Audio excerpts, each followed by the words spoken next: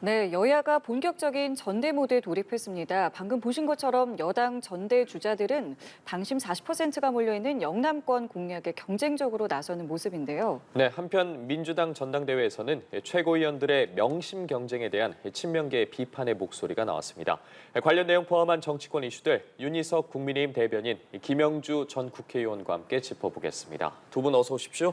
안녕하십니까. 안녕하십니까. 예, 먼저 국민의힘 이야기부터 해보겠습니다. 공식 선거 운동이 시작이 됐고요. 저희가 방금 전에 본 리포트에서도 보신 것처럼 4명의 후보들이 지금 영남으로 앞다퉈서 향하고 있는데 먼저 영남에 이게 공을 들이고 있는 모습 좀 어떻게 보고 계시는지요?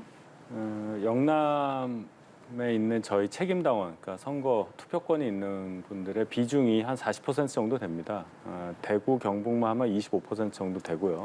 그렇기 때문에 뭐 한 절반 가까이 되는 그런 비중을 갖고 있는 지역이기 때문에 당연히 이 당권주자들은 거기에 신경 쓸 수밖에 없는 거고 또 영남, 특히 대구, 경북 지역 같은 경우는 뭐 보수의 본산이라고 하지 않습니까? 그쪽에 계신 당원들의 이 당에 대한 애정과 그런 어떤 보수에 대한 어떤 인식 이런 것들이 강하기 때문에 우선 거기를 찾아서 표 관리를 하겠다 이런 전략으로 봐야 되겠습니다. 근데 좀 조직력이 예전만큼은 그러니까 조직 동원력이라고 하죠. 그게 네. 좀 예전보다는 좀 낮아졌지 않았나 이런 분석도 좀 있던데요. 그 이유가 저희 당의 그 책임당원 숫자가 거의 100만 명 가까이 되는데요. 지난번 윤석열 대통령 그 대선 경선 시절에 상당히 많이 늘었습니다. 한 2배 이상 늘었거든요. 그때 이후로. 그렇기 때문에 당원 수가 급증했다. 그런데 그 급증한 당원들의 성향을 보면 젊은 분들도 많고 또 기존의 뭐 당협위원장이라든지 국회의원들 때문에 입당한 그런 분이라고 보기는 어려워요. 그리고 뭐 요즘 뭐 모든 뉴스를 어떤 사람에 의해서 듣는 게 아니라 본인이 직접 찾아서 보는 시대가 되지 않았습니까? 예. 본인이 정치적인 결정을 함에 있어서 다른 사람의 영향을 받지 않고 독자적인 판단을 통해서 내린다. 이런 경향이 강해졌기 때문에 과거에 얘기했었던 조직 동원령이라는 것은 그렇게 이제는 효과가 없는 그런 상황이 됐다고 저는 판단합니다. 그럼에도 어쨌든 이제 4명의 후보들은 영남을 좀 앞다퉈서 가고 있는데요. 어떻게 좀 보고 계시는지요? 글쎄요, 뭐 어쨌든 기본적으로 뭐 40% 정도의 당원들이 있고 또 수도권 당원들이 뭐 36% 정도 있다 하더라도 예. 그 중에 상당수는 영남 출신이거든요. 따라서 기본적으로 대구, 경북 또 PK 이 지역에서의 어떤 그 후보들에 대한 평가가 전체적으로 뭐 전당대회에서 어떤 처음이자 끝을 이룰 수 있다라고 하는 측면에서 실제로 그 지역은 뭐 앞다투어서 어떤 후보는 갔는데 어떤 후보는 안 갔다. 이런 것은 들어서는 안 되는 얘기가 되는 것이죠. 그래서 더군다나 지금 뭐 홍준표 대구시장께서 굉장히 강하게 어떤 한 후보를 빼고 다른 후보들을 다 만났다 이렇게 하다 보니까 그런 부분에 대한 예민함도 있고요. 또 실제적으로 부산 지역에서 과연 부산시장의 영향이 얼마나 될지 모르겠습니다만은 어쨌든 박형준 시장을 찾아가는 그런 경우도 생기고 또 경북도지사도 찾아가는 그런데 아마 뭐 경북도지사는 조금 홍준표 시장에 비해서 조금 더 이렇게 접촉면을 만들어내기는 부담스러워하는 그런 모습도 있고요. 어찌됐든 간에 뭐 전당대 때만 볼 수 있는 그런 진풍경이다 그렇게 봐야 될 것 같습니다. 예, 홍준표 대구시장 말씀해 주셨으니까요. 관련 이야기 좀 더 해보도록 하겠습니다. 말씀해 주신 것처럼 홍준표 대구시장이 본인이 한동훈 전 비대위원장과의 만남을 거절했다고 밝혔거든요. 그러면서 뭐 비판의 수위도 계속해서 높였어요. 총선 이후부터 홍준표 대구시장이 한동훈 전 비대위원장을 유독 더 거세게 비판하고 좀 때리고 있다고 해야 될까요? 네. 이유 어디서 찾아야 되겠습니까? 글쎄요, 뭐 우선은 뭐 전통적으로 생각하면 어쨌든 원희룡 전 장관이나 홍준표 시장이 같이 일치하는 부분은 어쨌든 여당의 당 대표는 대통령과 뜻이 같아야 된다는 생각을 갖고 계시는 것 같습니다. 그런 의미에서 한동훈 비대위원장은 대통령의 뜻에 어긋난다 이런 전제로 이렇게 보시는 것 같고요. 또 혹은 뭐 좀 표현이 뭐 합니다만 애 취급을 하지 않습니까? 말을 표현할 때도 그렇게 하니까 실제로 오랜 동안 뭐 원희룡, 나경원 두 분이 다 학번도 같고 거의 생활이 비슷합니다만 16대, 17대 당에 들어왔으니까 20년 넘게 정당 생활을 했는데 비해서 한동훈 비대위원장은 정치적 경력도 짧고 총선을 크게 이기지 못한 상태에서 바로 당대표 나오는 것은 적절하지 않다. 이런 비판이 같이 있는 것 같고 무엇보다도 어쨌든 홍준표 시장은 윤 대통령과 만찬 이후에 훨씬 더 그것을 노골화했다는 측면에서 아마 대통령의 어떤 그 한 전 그 비대위원장에 대한 불편한 심기를 대리해서 표명한다. 그런 어떤 의식을 갖고 계시는 거 아닌가 그렇게 보여집니다. 네, 이에 대해서 한동훈 전 비대위원장은 본인이 만나기 싫다고 하시니까 뭐 만나기 어렵지 않겠냐 하면서 별다른 입장을 보이진 않았거든요. 좀 한동훈 전 비대위원장의 이런 반응과 영남권의 표심에 대해서는 어떻게 보고 계십니까? 홍준표 시장이 그동안 이제 한동훈 전 비대위원장에 대해서 굉장히 날선 비판을 해왔고 뭐 그게 변하지 않았습니다. 전당대회 국면에서 모든 당권주자들은 이제 만나주는데 아예 대놓고 이제 나는 만나기 싫어서 안 만나준다 얘기까지 했기 때문에 안 만나주는 대상에 대해서 한동훈 비대위원장 입장에서 계속 만나자고 할 수도 없는 거 아닙니까? 그러니까 이 정도 반응을 보일 수밖에 없는 거고 그러면 이제 표심이 어떻게 되느냐? 대구 경북에서 예를 들어 저희 당원들이 그러면 한동훈 비대위원장에 대해서 홍준표 시장의 판단대로 우리 당을 괴멸 직전까지 몰고 간 사람이고 정치적으로 미숙하기 때문에 당대표 되면 안 된다 이런 의견을 따를 것이냐 뭐 봐야 되겠지만 지금까지 나온 몇 개 여론조사 결과가 있어요. 거길 보면 대구 경북 지역에서 한동훈 후보에 대한 지지도가 다른 데보다 더 높습니다. 잘 보시면. 그럼 이게 뭘 의미하느냐.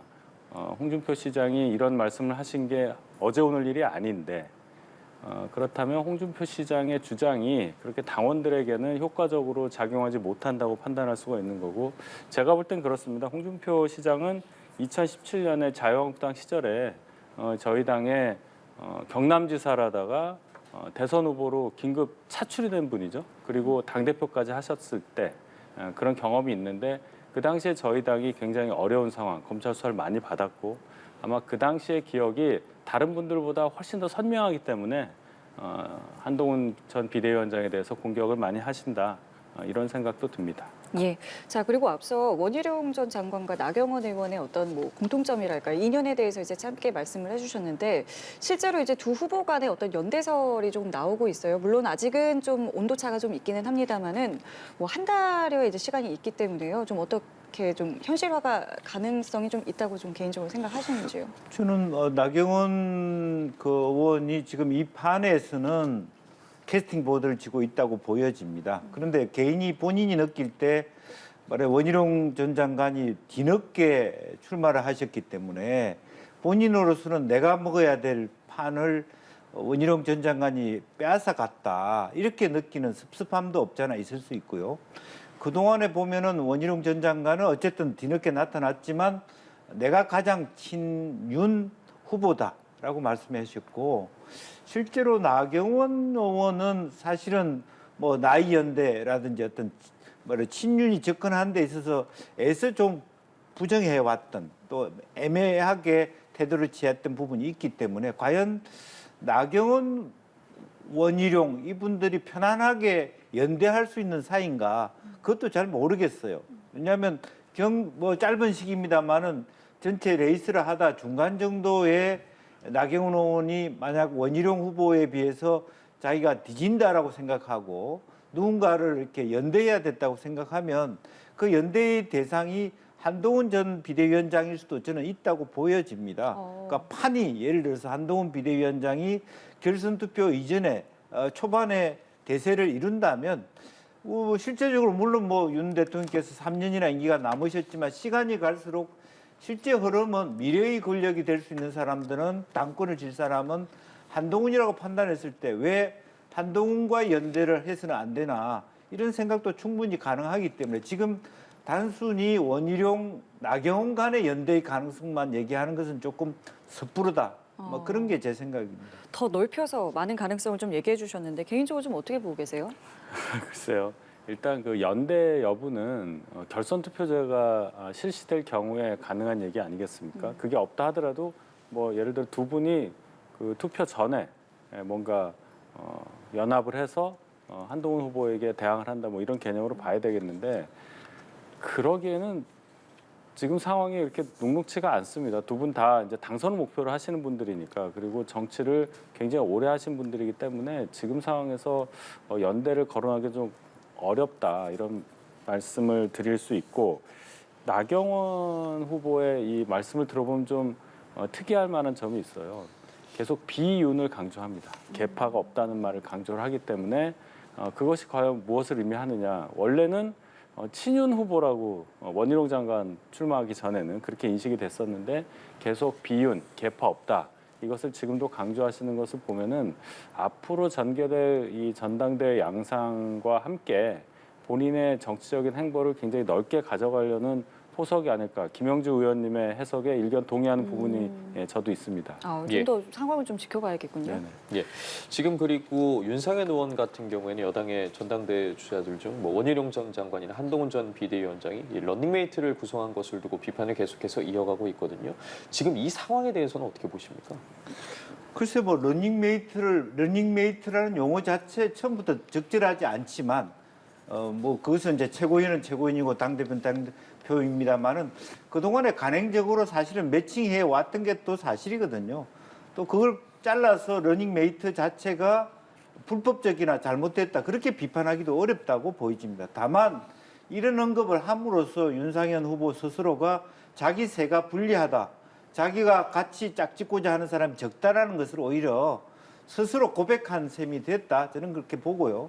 그래서 그 러닝메이트를 할 만한 자원들이 많은 캠프가 훨씬 당선 가능성이 많아지는 것 같고요.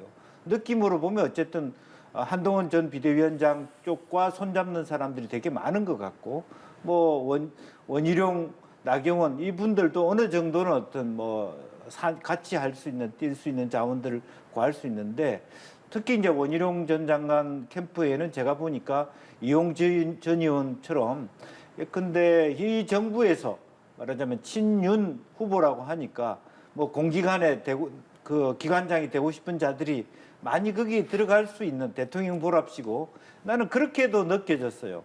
좀 솔직히 우리가 이용 전 장관이 장미란 차관을 제끼고 문체부 차관이 된다 이런 얘기도 나왔기 때문에 아마 그런 것도 적지 않이 원희룡 후보의 어드밴티지가 될 수도 있겠구나 그런 생각이 듭니다. 예. 관련해서 오늘 국민의힘 선관위가 당규 위반 여부를 논의한다고 하는데 자, 당규의 위반에 해당한다고 보시는지 만약에 위반이라고 했을 때 이런 최고위원 후보들의 거취가 앞으로 좀 어떻게 되는지도 궁금하거든요. 일단 저희 당 당규에 보면 당대표 최고위원 선출이라는 항목의 34조에 보면 전당대회에서 선거운동 할 수 없는 사람 이렇게 해서 4개의 부류가 있어요. 그리고 선관위 위원, 국회의원, 당협위원장, 그리고 중앙당, 시도당 당직자 이렇게 되어 있습니다. 그러면 국회의원이나 당협위원장 등이 어떤 특정 후보에 대해서 지지선언을 하거나 그 캠프에 소속이 돼서 선거운동하는 것은 명확히 금지가 된다고 봐야 되겠는데 그러면 최고위원에 출마한 국회의원이나 당협위원장에 대해서도 그것이 적용이 되느냐. 그 사람이 본인 선거운동한 건 당연한데 다른 사람과 같이 연합을 해서 내가 누구누구와 같이 정치색이 같다라든지 이런 것까지도 금지하는 규정이라고 보기에는 글쎄요. 그 문헌의 의미만 보면은 그렇게 딱 맞아떨어지지는 않는 것 같아서 저희 그 선관위에서 전당대 선관위에서 좀 판단을 내릴 것 같고 거기에 따라서 며칠 전에 이제 저희 윤리위원장 임명을 했는데요. 거기에 대한 어떤 판단도 내려질 수는 있겠는데 이게 사실 관행 아닌 관행처럼 됐습니다. 지난번 김기현 대표 선출될 때도 여러 이제 후보가 출마를 했을 때 나는 누구와 누구랑 같이 짝이다. 나는 어떤 대표 후보와 같이 간다. 이런 게 공공연히 다 있었거든요. 그래서 이것을 어떻게 처리할지에 대해서는 좀 지켜봐야 되겠습니다. 알겠습니다. 이번엔 민주당 이야기해 보겠습니다. 민주당도 전대 체제 돌입을 했고요. 전대준비위원회 위원장에는 이춘석 의원이 그리고 선관위원장에는 이계호 의원이 임명이 됐습니다. 친명의 색채가 좀 적은 의원들이라는 평가인데요. 좀 어떻게 보셨는지요? 민주당의 친명의 색채가 적은 의원이 있습니까? 다 거기서 거기라고 보여지고요. 사실 이계호 의원도 마찬가지로 지난번 총선 전에도 본회의장 안에서 보여준 모습이라든지 이춘석 의원도 마찬가지입니다. 다소 그분 성품 자체가 중립성을 지킬 수 있는 뭐 윤리적인 분들이다 그렇게 보면 될 것 같고요. 또 그런 의미에서 이미 뭐 이분들이 무슨 뭐 더군다나 뭐 다른 경쟁자가 있어야 뭐 다른 후보를 누구 중에 하나를 시중에서 지원하거나 말거나 하는 논란이 있는데 그거조차도 없는 거 아닙니까? 사실은 그런 의미에서 그냥 무난한 선거를 할 수 있는 그런 말하자면 체제를 갖췄다 그렇게 보고 오히려 지금은 뭐 이미 민주당의 전당대회는 전당대회 흥행은 포기를 해야 될 것 같고 그런 의미에서 지역 순회를 하지만 지역 순회 자체에서의 결과도 공표하지 않는 상태로 그렇게 들어가 있다라는 건 좀 뭐 처음부터 아쉬운 전당대회가 될 수밖에 없다 그렇게 봐야 될 것 같습니다. 지금 이제 최고위원회 도전장을 내는 후보들의 이제 윤곽도 좀 드러나고 있는데 지금까지의 상황만 봐서는 이제 이재명 대표의 어떤 친분을 굉장히 좀 과시하고 있는 이제 모양새거든요. 이 부분은 좀 어떻게 보고 계시는지요? 뭐 당연한 거 아니겠습니까? 지난번 민주당 그 총선 공천 과정만 봐도 이재명 대표랑 거리가 얼마 정도 가까우냐 떨어져 있느냐에 따라서 공천 결과가 나왔다. 저는 그렇게 판단합니다. 민주당이 어떤 당이냐? 2년 전 전당대회에서 3명 나갔다가 한 분은 중간에 그만두시고 2명 나와서 2등 하신 박용진 전 의원에게 공천을 주지 않기 위해서 4번이나 여러 가지 절차를 바꿔가면서 결국 공천을 안 줬어요. 그러면 민주당의 분위기가 지금 어떻게 돼 있느냐? 뭐 1극 체제 이런 얘기 하는데 전당대회 의미가 전혀 없죠. 저는 논평도 냈습니다마는 민주당이 이 상황에서 돈과 노력과 시간을 들여서 굳이 전당대회를 할 필요가 있느냐. 당원 당규 개정 언제든지 할 수 있으니까 전당대회 없이 그냥 연임시키면 되는 게 아니냐 이런 생각도 해봅니다. 그만큼 민주당의 분위기가 굉장히 획일적이고 굉장히 딱딱하다, 유연하지 못하다. 그리고 이재명이라는 분을 제외하고는 민주당에 내세울 만한 사람이 없다. 이렇게까지 결론이 나온다. 민주당 상황이 지금 국회 의석이 많아서 굉장히 좋아 보이긴 하지만 속으로 보면 절대 그렇지 않다는 것을 방증하는 그런 상황이라고 저는 봅니다. 예, 알겠습니다.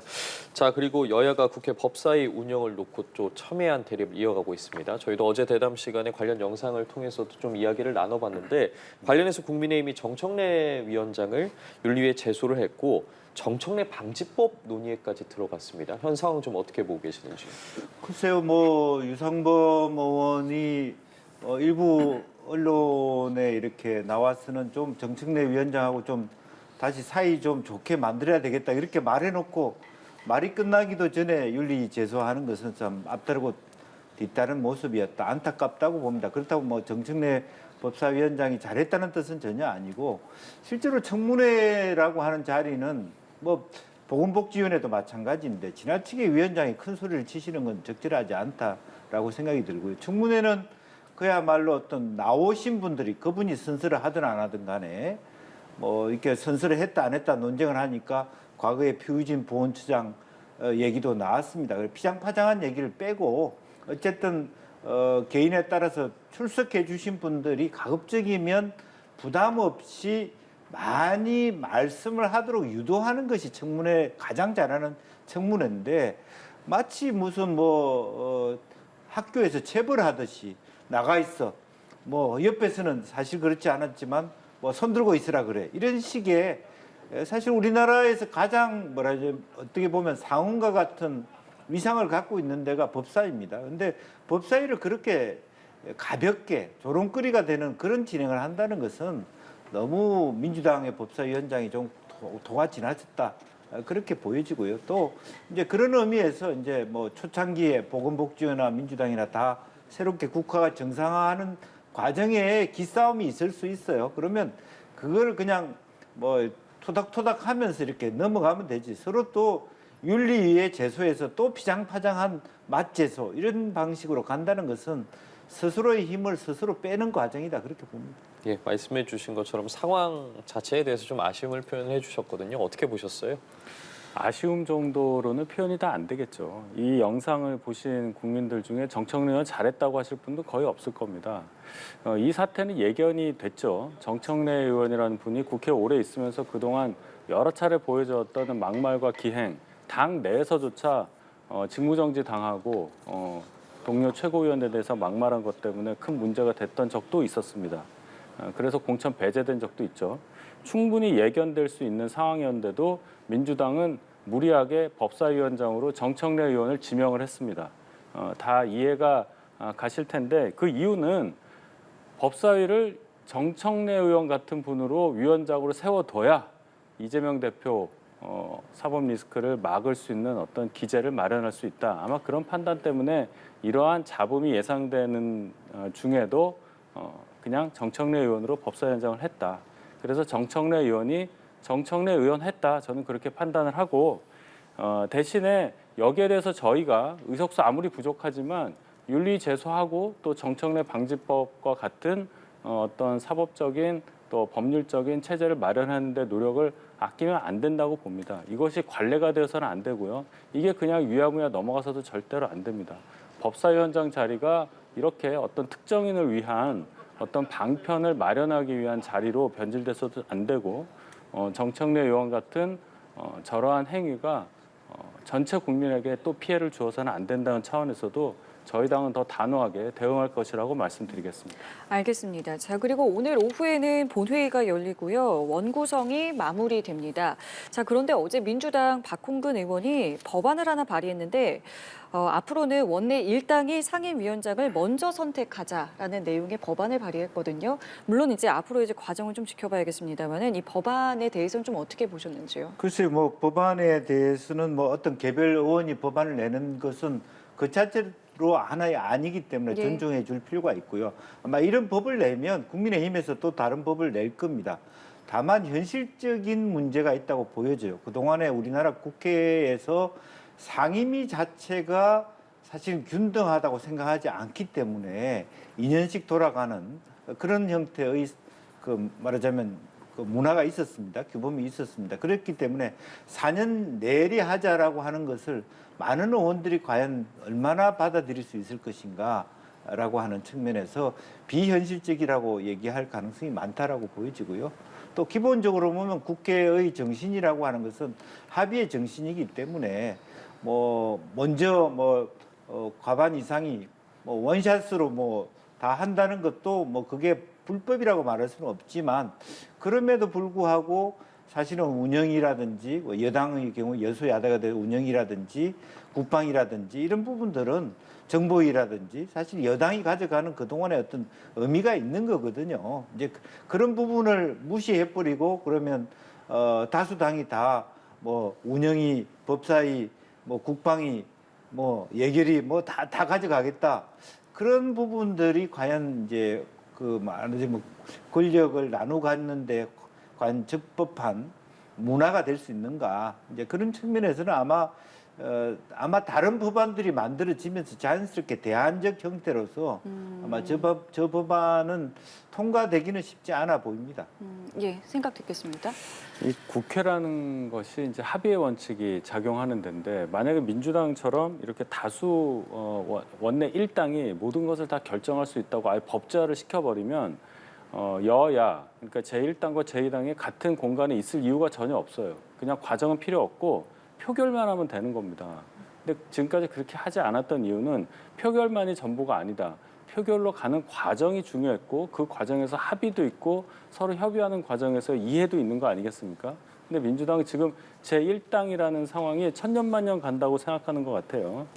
그래서 원내 1당이니까 국회의장도 마음대로 하고 뭐 원내에 뭐 상임위원 구성도 자기들 마음대로 하고 뭐 이렇게 지금 가자는 건데 앞으로 상황이 뭐 바뀔 겁니다. 만약에 민주당이 원내 1당이 안 됐을 때는 그럼 이 법을 어떻게 할 거냐. 물론 먼 미래가 될지 가까운 미래가 될지 모르지만 분명히 그런 생각도 해봐야 되는데 민주당이 지금 이 순간 바로 앞의 상황만 보면서 이런 결정을 하고 있다. 이 점이 참 안타깝고 분명히 제가 볼 때는 이게 통과되기는 어려울 거예요. 민주당에도 양식 있는 분들이 있다고 봅니다. 다만 이런 발상을 하는 이 상황 자체가 민주당이 그만큼 뭔가 내부적으로 위기를 느끼고 있고 이재명 대표를 비롯한 당내 주류가 생각하는 정치 상황이 앞으로 그렇게 녹록지 않다는 그런 또 하나의 방증으로 작용할 수 있다고 저는 판단합니다. 예, 알겠습니다. 지금까지 윤희석 국민의힘 대변인 김영주 전 국회의원과 정치권 소식 다뤄봤습니다. 고맙습니다. 감사합니다.